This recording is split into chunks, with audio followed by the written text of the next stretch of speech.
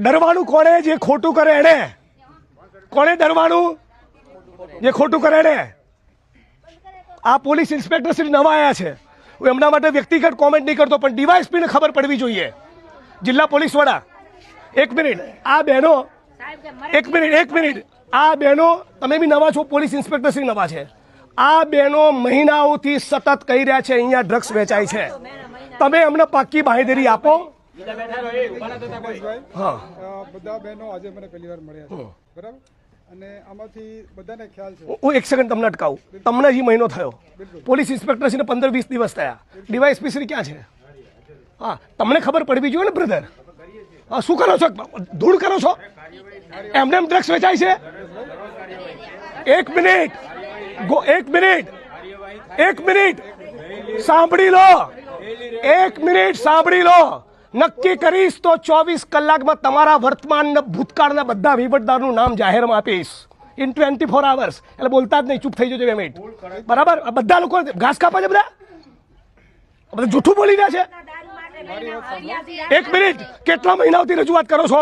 તમને એક મિનિટ, તમને તમારા પગારોથી સંતુષ્ટિ કેમ નથી? મને સમજાતું નથી કેમ સંતુષ્ટિ નથી. એક મિનિટ, તમને તમારા પરિવારના બાળકો કેવી રીતે જોતા છે કે મારો બાપ ભ્રષ્ટ છે? એવું નહીં થતું હોય. હે, તમારા પરિવારની સ્ત્રીઓ કેવી રીતે તમને જોતી હશે? આ લોકો મને કેવી રીતે જોવે છે? મને ખબર છે, ગર્વ કરે છે મારા માટે. તમારા ઉપર ગર્વ થાય એવું કરો ને. ગુજરાતમાં કોઈનો, ગુજરાતની અંદર, એક મિનિટ, આજ ગુજરાતમાં એક પાયને અડે નહીં ને એવા પણ PSI, PI, constable, head constable અને ઇવન આઈપીએસ ઓફિસરો છે. એવું જ ચરિત્ર બનાવો ને. કેમ એવું નથી કમાણી કરવી? કેમ ધારાસભ્ય આવવું પડે? મારું કામ જ નથી. કેમ બહેનોએ ફરિયાદ કરવી પડે? એક તો પોકેટ નીટ એન્ડ ક્લીન કરો તો તમારામાંથી બીજા 4 પોલીસ કર્મીઓ શીખે. આ હવાર ઉઠીને ફરિયાદ, દારૂ વેચાય જાય. ગુજરાત છે આપણું, આવું ગુજરાત. બધા પોલીસ કર્મી મિત્રોને કહું, મને ફરિયાદ કરવા બદલ કોઈ પણ પોલીસ કર્મીએ પોતાની આંખની ભ્રમર મારા માણસ સામે ઊંચી કરવાની નથી. શું કહું છું? તું તારી બદતમીજી કેસમાં ફસાવાની વાત તો ભૂલી જજો. આંખની ભ્રમર ઊંચી કરી તો તમે છું ને હું છું. મારા જગતમાં કોઈ કામ નથી લડવા સિવાય. ચૂંટણીનું રાજકારણ બી 1, 2 ને 3 ને બધું 1, 2 ને 3. હું લડીશ એટલે તમને યાદ કરાવીશ કે લડત કોને કહેવાય. બરાબર? અને તમે પણ આ 1 મહિનાની અંદર સજડબમ ચોખ્ખું ચણાક ના થાય તો આનાથી 5 ગણી સંખ્યામાં 5000 માણસો લઈને આવવાનું છે. એની તૈયારીમાં તમે રહેજો. અને એ વખતે તમે તૈયારીમાં નહીં હો તો ફરી મને યાદ કરતા નહીં. હું નવરો નથી. મારી સોસાયટીમાં કોઈ દારૂ વેચતું હોય તો મારી બુદ્ધિ ભ્રષ્ટ થઈ ગઈ છે કે હું લેવા જાઉં? કોઈ ઝેરની દુકાન ખોલે તો લેવા જાવ છો?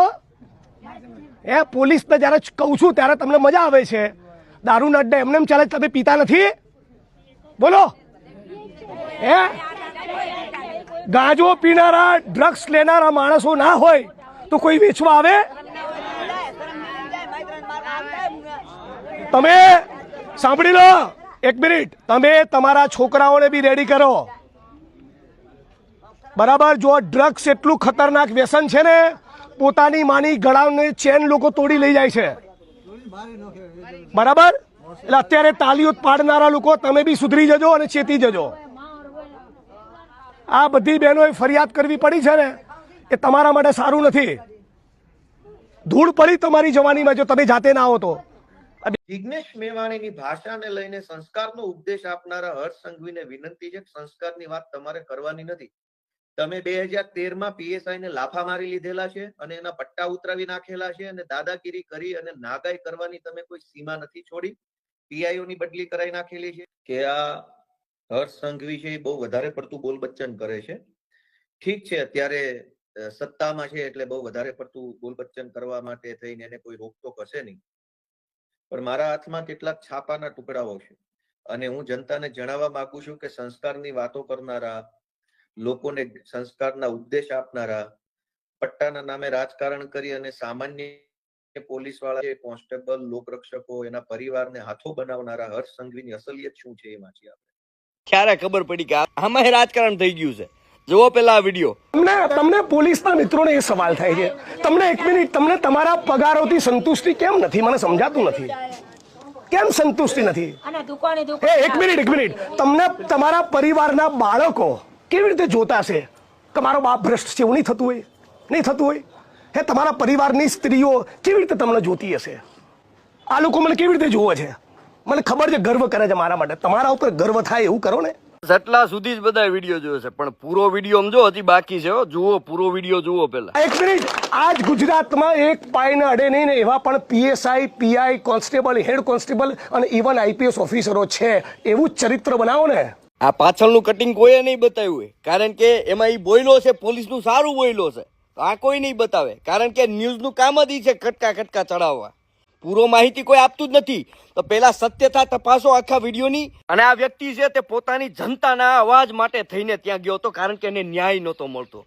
જુઓ, વ્યક્તિ કે જ છે કે ભાઈ આ ગુજરાતની અંદર એવા પણ જે નોન કરપ્ટેડ ઓફિસરો છે કે જે એક રૂપિયો નથી લેતા. એવા ઘણા બધા મારા પણ મિત્રો છે, PI, PSI, constable, head constable, આવા ઘણા બધા મિત્રો છે કે જેની માટે હું ખંતથી કહી શકું કે સંઘર્ષની ધગધગતી ભઠ્ઠીમાં ગજબે શેકાય છે ચમક. આ ખાકી ઉપર એમ જ થોડી અંકાય છે. ભલે તડકો હોય કે પછી ભલે છાંયો હોય, પણ 24 કલાક પોલીસ આપણી સેવામાં હાજર છે. એવા પોલીસ વાળા ઘણા મિત્રો મારા મિત્રો છે. એ નોન કરપ્ટેડ છે સાહેબ. એની ઉપર ગર્વથી આપણે કહી શકીએ કે સાહેબ આવો ઓફિસર હોવો જોઈએ. અને સાહેબ આ ગુજરાતની અંદર ગુજરાત પોલીસ છે ને, ત્યારે જ કાયદો વ્યવસ્થા જે અત્યારે જળવાઈ રહી છે. હવે જુઓ, પેલા કોઈના ઈશારે કાર્ય કરવું યોગ્ય નથી. પેલા સત્યતા તપાસો. એને આખા ગુજરાત પોલીસને નથી કીધું સાહેબ, એને જે કરપ્ટેડ ઓફિસરો છે એમને કીધું છે. અને આ વિડીયોને હરેક વ્યક્તિઓને શેર કરો, જેનાથી બધાને પૂરી માહિતી પ્રાપ્ત થાય. નમસ્તે મિત્રો, હમણાં જ કોઈકે એક સરસ રીલ મોકલી. એમાં રાજ્યના પોલીસ વડા મિસ્ટર વિકાસ સહાય એ કોઈ એક જગ્યાએ પોલીસના મિત્રોને સંબોધન કરી રહ્યા છે. આ તમે જોઈ શકો છો. અને આ સંબોધનમાં એમણે એવું કહ્યું છે કે કોઈ પણ બહારનો માણસ એ પોલીસના કોઈ પણ કર્મચારીઓ ભૂલ કરે તો વહીવટી રીતે ડિપાર્ટમેન્ટલી આપણે જોઈ લઈશું. બહારના કોઈ પણ માણસની વાતને તમારે ટોલરેટ કરવાની નથી. અને પછી આની નીચે જે કોમેન્ટ્સ આવી છે એ કોમેન્ટ્સ હું વાંચું છું. પહેલી કોમેન્ટમાં લખ્યું છે કે જિગ્નેશ મેવાણી સાચા છે અને એને લાઈક કરનારા 271 છે. બીજી કોમેન્ટમાં તમારી જવાબદારી જે છે એ નિભાવો, બીજેપીના 100 ના બનો, ગંદો શબ્દ છે, સાહેબ માટે નહીં સારો લાગે. ત્રીજી કોમેન્ટમાં ફરી લખ્યું છે કે જિગ્નેશ મેવાણી સાચા છે. ચોથી કોમેન્ટમાં લખ્યું છે મલાઈ માટે બધાને ટાઈમ છે, પણ દારૂ ડ્રગ્સ બંધ કરાવવા માટે નથી. પાંચમી કોમેન્ટમાં લખ્યું છે કે દારૂબંધી ફક્ત કાયદામાં છે, હકીકતમાં તો દારૂ દરેક ગલીમાં મળે છે. પછીની કોમેન્ટમાં લખ્યું છે, છઠ્ઠી કોમેન્ટમાં, તો પછી સાહેબ દારૂ જુગાર ચાલુ હોય એ પોલીસ સ્ટેશનમાં શું ખબર નહીં હોય? આમાં શું જિગ્નેશ મેવાણીએ ખોટું કર્યું છે? નેક્સ્ટ કોમેન્ટમાં લખ્યું છે ડીજીપી સાહેબ RSSની ભાષા બોલી રહ્યા છે. એના પછીની કોમેન્ટમાં લખ્યું છે ઈમાનદાર નેતાઓને મેવાણીના શબ્દોથી તકલીફ થાય એ સ્વાભાવિક છે. એના પછીની કોમેન્ટમાં લખ્યું છે તમારું નથી દેખાતું, એ ભાઈએ જે કીધું એ કરી બતાવો ને મારા વિશે. એના પછીની કોમેન્ટમાં લખ્યું છે સાહેબ હપ્તા બંધ કરાવો, બીજું કંઈ નહીં. તો એના પછીની કોમેન્ટમાં લખ્યું છે ભણેલા ગણેલા ભારતની ઉચ્ચ લેવલની પરીક્ષા આપ્યા પછી પણ 4 ચોપડી પાસ નેતા કહે તેમ કરવું પડે છે. એના પછીની કોમેન્ટમાં લખ્યું છે હાઈકોર્ટ સુપ્રીમ કોર્ટે તમારા ડિપાર્ટમેન્ટની બહારના છે તો શું તમને આદેશ નહીં આપી શકે? એના પછીની કોમેન્ટમાં લખ્યું છે હપ્તા બંધ કરાવવા, ક્રાઇમ બંધ કરાવવું, દારૂબંધી કરાવવી એ તમારી રિસ્પોન્સિબિલિટી નથી. એના પછીની કોમેન્ટમાં લખ્યું છે નશીલા પદાર્થ બંધ કરાવો, આતંકવાદીઓ કરતા પણ વધુ જીવ લે છે આ નશો. એના પછીની કોમેન્ટમાં લખ્યું છે ભૂલો ઉપર પડદા પાડવાનું બંધ કરો અને હપ્તા ખાવાનું બંધ કરીને નશાબંધી પર કડક અમલ કરો સાહેબ. એના પછીની કોમેન્ટમાં લખ્યું છે સાહેબ દારૂ બંધ કરાવીને જિગ્નેશભાઈનું મોઢું બંધ કરાવો, ને આમ રાજકીય પ્રેરિત ભાષાથી દારૂ થોડો બંધ થશે. એના પછીની કોમેન્ટમાં લખ્યું છે ખુલ્લેઆમ દારૂ વેચાય છે એનું કંઈક કરો, તમારી પાસે નીડર જાબાદ સૈનિકો હોય તો. એના પછી કોમેન્ટમાં લખ્યું છે જિગ્નેશ મેવાણીની રજૂઆત કરવાની શૈલીમાં અમુક શબ્દોની પસંદગી ખોટી છે, બાકી રજૂઆત ખોટી નથી.